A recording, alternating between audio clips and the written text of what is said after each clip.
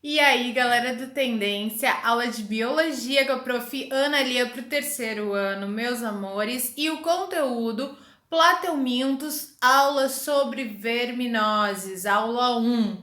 Então, meus amores, nós estamos ainda na zoologia, no filo dos plateumintos, e agora o que nos resta é estudar, e que eu amo, que vocês sabem que eu amo, e que na verdade é relembrar, porque tu já é craque disso, por conta do ano passado que a gente fez muitas provas, exercícios, conteúdos e aulas sobre as verminoses. É aqui, aquela aula gostosa que a gente assiste e fica pensando: será que eu devo continuar comendo carne? Será que eu tenho um bichinho desse vivendo dentro de mim? Dentro de mim? Dentro de mim? Dentro de mim? Então, meus amorzinhos, vem comigo. Então a gente já viu que os plateumintos são esses vermes achatados, triblásticos, acelomados, protostômios, que o exemplo são as planárias, né, que são esses plateumintos de vida livre, e que a gente tem a classe cestoda, que estão as tênias, e a classe trematoda, que estão o esquistossoma manzoni. Claro que existem bem mais plateumintos, mas aqui de interesse para o vestibular é aqueles que causam verminoses em seres humanos. Então vamos começar com a classe cestoda, onde estão as tênias. Amores, tu já sabe que temos a tênia solium e a tênia saginata.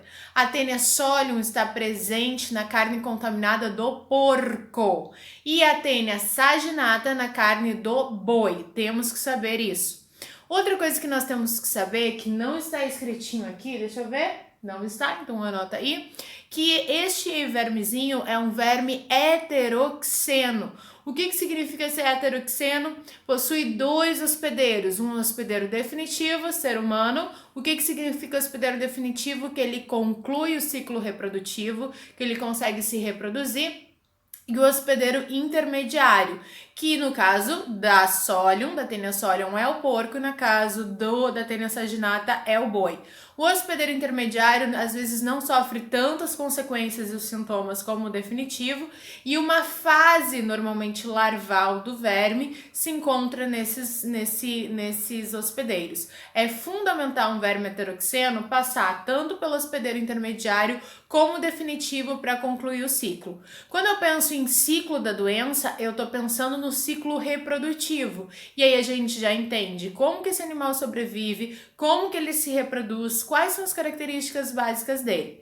Beleza? Então, da tênia, a gente sabe que ela é popularmente conhecida como solitária. Gente, por que os nossos antepassados, avós, pais falavam quando a gente comia demais e era muito magro, dizia: essa pessoa tem uma solitária aí? Porque esses animais, eles são tão grandes quando adultos, quando desenvolvidos, eles vivem no intestino humano e eles atingem cerca de 10, 12 metros. Lembrando que o intestino humano pode chegar até 8 metros, elas são ainda maiores do que o próprio intestino. E a gente sabe que no intestino acontece a absorção de nutrientes no intestino delgado e no intestino grosso de água e sais minerais. Se ela está no intestino, ela se prende lá no inicinho através da cabeça e a partir do seu corpinho ela vai absorvendo nutrientes. E como ela é muito grande, ela absorve mais ou menos a metade daquilo que uma pessoa consome. Então a pessoa que tem uma solitária, como se dizia antigamente, ou uma tênia, ela sente, além de dores abdominais, fraqueza, anemia, muita fome e muito cansaço e emagrecimento, porque metade daquilo que ela está comendo está servindo para alimentar a tênia. Isso é um outro detalhe. As tênias, diferente das planárias, elas não vão ter um sistema digestório com o intestino e tudo mais. Ela vai absorver os nutrientes através da pele ao longo dos seus 10 metros, ao longo de toda a sua superfície corporal. Ela absorve esses nutrientes e por difusão vai passando de célula a célula esses nutrientes. Beleza? Então já vimos várias coisinhas aí. Aqui a gente está falando que tem a tênia solium, a tênia saginata, nos seres humanos está na parede intestinal, tênia solium no suíno, a tênia saginata nos bovinos. A ingestão é a contaminação através do consumo das carnes dos hospedeiros intermediárias mal cozidas. O que isso significa? Que se tu come uma carne de porco que estava contaminado, E se essa carne de porco ainda for bem passada, as chances são quase zero de contaminação. Agora, se essa carne estiver mal cozida, mal passada, aí a larvinha pode estar viva e aí continuar o ciclo, ok? Então vamos ver aqui, ó. Essas são as duas diferenças básicas e querendo ou não, o vestibular ele pede, você que vai fazer a CAF, viram que a CAF vai ter prova presencial, o DESC não sabemos ainda, a UFSC provavelmente vai ter também, mas não tem data confirmada, e Enem também terá, então vamos se preparar. A gente sabe que eles perguntam bastante as diferenças anatômicas básicas entre a tênia sólium e a tênia saginata. Aí tu já aprendeu. Ana, a tênia sólium tá no porco. Não, mas as diferenças anatômicas. A tênia sólium tem aqueles ganchos lá no topo da cabeça, que se chama, no topo do scolex, que é a cabeça, e esses ganchos, eles se prendem na parede do intestino do hospedeiro, né? Do adulto, definitivo, ou seja, do ser humano. E ela vai ter, sim, esses orifícios na cabecinha aqui, tá? Mas não como a tênia saginata, que tem 4 ventosas, apenas essas 4 ventosas no topo da cabeça, não se prende através daqueles ganchos lá, se prende através dessas ventosas, ok? Então essas diferenças anatômicas entre a tênia sólium e a tênia saginata é bastante importante. Aí temos uma tênia adulta, a gente já conhece esse slide, a gente já viu, a gente está revisando. E o que é interessante? Ela é formada lá pela cabecinha chamada de scolex, depois a gente tem aqui o colo e vocês estão vendo que ela tem vários anéis, ela é um verme achatado. A cabeça é bem menor do que a cabeça de um alfinete. Só que os 10 metros que ela vai se estendendo ao longo do intestino, a gente consegue visualizar a olho nu tranquilamente. É como se fosse uma fitinha assim, sabe? Uma fitinha dessas de cabelo. Parece uma fitinha. E esses anéisinhos que formam todo esse corpo, que vão ficando cada vez maiores, se chamam proglótides, ok? E essas proglótides aí está mostrando, aí tem uma outra característica. A tênia, ela é monóica, ou seja, antigamente se falaria hermafrodita, tem os dois sexos. Isso justifica porque um único animal consegue se autofecundar. Se liga aqui, tu já sabe disso, mas é sempre bom lembrar. Monóica significa dois sexos e ela se autofecunda. Tem muitos seres tipo a planária que são monóicos, mas precisa de um outro ser vivo para fazer a troca de gametas. Ela não, ela vai se autofecundar. Os espermatozoides fecundam seus próprios óvulos. E isso, gente, por envolver gametas, por mais que seja independente, é considerado um tipo de reprodução sexuada. Então fica atento, porque a gente costuma achar que quando é independente é assexuada. É uma reprodução sexuada porque há troca de gametas. E olha que interessante. As proglótides, os anéis um pouquinho mais anteriores, elas são as hermafroditas, as que têm os dois sexos. E à medida que acontece essa fecundação, as proglótides ficam grávidas, isso mesmo, cheias de ovos. E o que acontece? Esse bichinho maravilhoso, ele fica preso lá no inicinho do intestino, aqui a Ana Lia desenhando para ti, lá no inicinho do intestino, e aí ele vai se estendendo, vou mostrar aquele videozinho sapeca da colonoscopia com uma pessoa, com a nossa amiga. Aí o que vai acontecendo? As últimas, depois de metros e metros, as últimas elas estão grávidas e elas estão cheias de ovos. Quando essa pessoa elimina suas fezes, isso aqui está ao longo do intestino, ela elimina junto o quê? Proglótides grávidas, meus amores. E aí que começa o ciclo da fecundação. Toda vez que ela vai aos pés, ou seja, ela evacua, ela elimina os últimos anéis com proglótides grávidas através das fezes e essas vão atingir a água. E aí que a gente entra neste ciclo. Quando essas fezes, aí eu sempre faço desenho do ciclo da doença, eu sei que tu gosta, eu gosto, todo mundo gosta, então a gente vai fazer. A pessoa tá lá magrinha, com um animal adulto já contaminado com uma tênia dentro de si. Ela vai eliminar as suas fezes e essas fezes estão cheias de ovos porque ele eliminou os últimos anéis, ok? Olha aqui, tá mostrando o intestino, olha lá. A tênia aqui dentro, ó, por isso que ela é maior do que o intestino, porque ela não fica totalmente esticadinha. Ela elimina as fezes, elimina os últimos anéis, Esses ovos, vamos supor que vai numa região que não tem saneamento básico, não tem tratamento de esgoto, e esses ovos caem, infelizmente, em uma aguinha e eles ficam resistentes, vivos nessa água. E essa água, ela serve de fonte de hidratação, por exemplo, se for uma tênia Solium, para os porquinhos. Ai, que bonitinho, ali os porquinhos tomam água. Ou comem alimentos que vieram de uma hortinha que essa água entra em contato.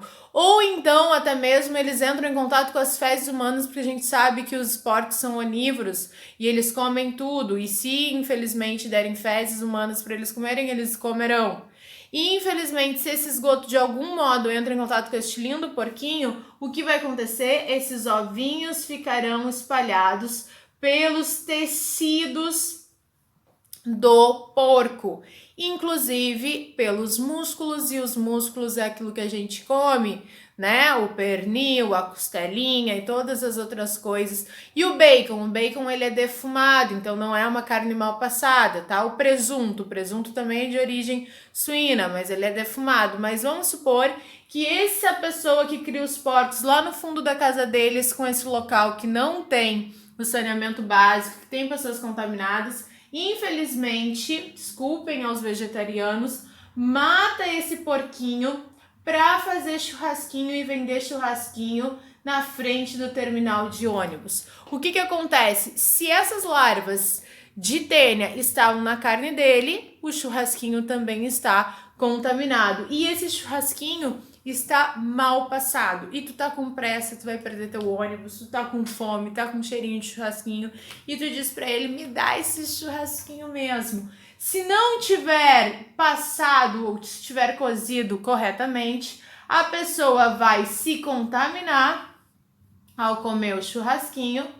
E aí aqui ó, o churrasquinho. E estes ovinhos vão entrar no intestininho, vão pelo estômago, pela boca, pela faringe, pelo esôfago, pelo estômago, vão chegar no intestino e vão eclodir. É isso que está mostrando aqui, ó, as fezes contaminadas entram em contato. Se for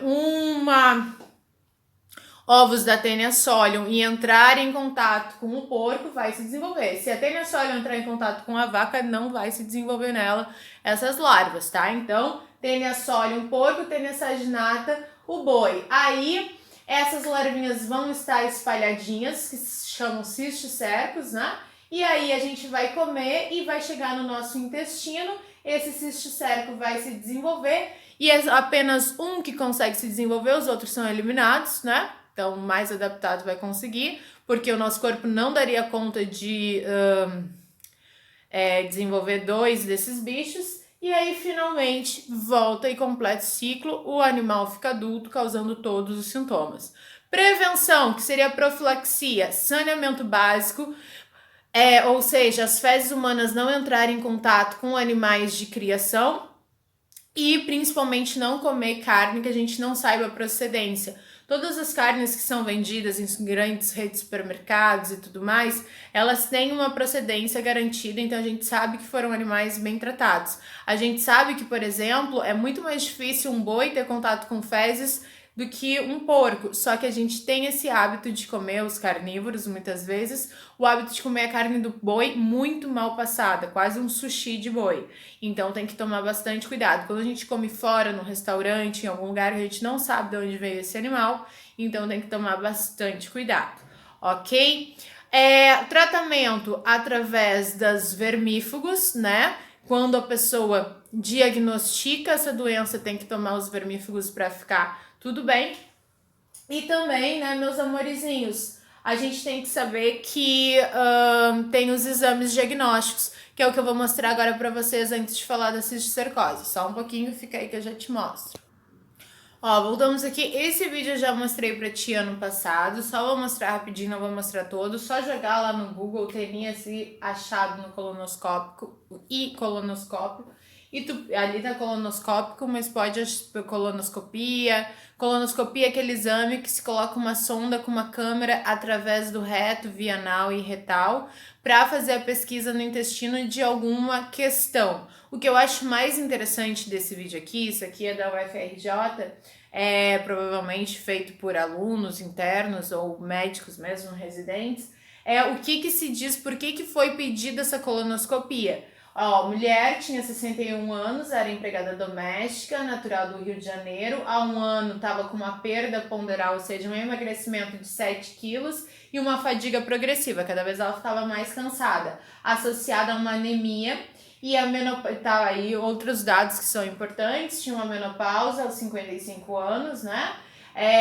Não tinha tosse, febre, alterações no hábito intestinal, ok? E aí foi solicitado, uma colonoscopia. E a surpresa principal foi isso aí que a gente vai ver, porque ela morava no Rio de Janeiro, ou seja, não era numa área rural. E o outro detalhe, meus amores, aí a câmera ainda se faz toda uma lavagem antes no intestino e tal, para que se retire as fezes e a gente consegue enxergar perfeitamente a têniazinha aqui, ó, grudada na parede intestinal.